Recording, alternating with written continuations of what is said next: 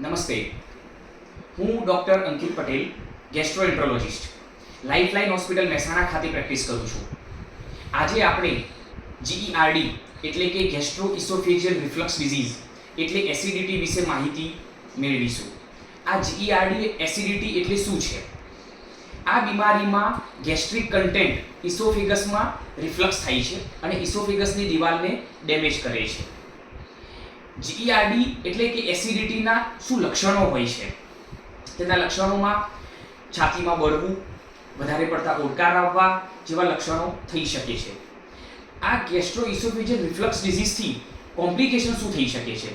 ઘણીવાર પેપ્ટિક સ્ટ્રિક્ચર એટલે કે અન્નનળી સાંકડી થવી, બેરેટ્સ ઇસોફેગસ અને કેન્સર જેવી ગંભીર બીમારી પણ થઈ શકે છે.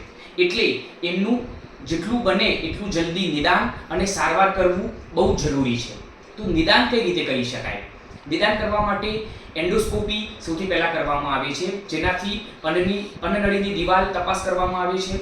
અન્નનળી અને હોજરી વચ્ચેનો વાલ કેવો છે તે જોવામાં આવે છે અને સ્ટમક એટલે કે હોજરી કેવી છે તે તપાસી શકાય છે.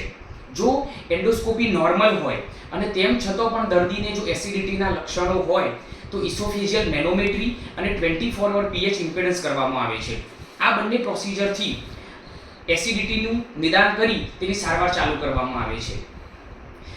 સારવારમાં સૌથી પહેલાં જીવનશૈલીનો બદલાવ બહુ જરૂરી છે. સૌથી પહેલાં વજન ઘટાડો, ચા, કોફી, ચોકલેટ અને સોફ્ટ ડ્રિંક એવોઇડ કરો અને તીખું તળેલું ઓછું ખાઓ. જો જીવનશૈલીનો બદલાવ કરવા છતાં પણ એસિડિટી ચાલુ રહે, એના લક્ષણો ચાલુ રહે તો દવાઓ લેવી બહુ જરૂરી છે. તેની દવાઓમાં પેન્ટોપ્રાઝોલ, એસઓમેપ્રાઝોલ, વોનોપ્રાઝાન જેવી દવાઓ લેવી જરૂરી છે.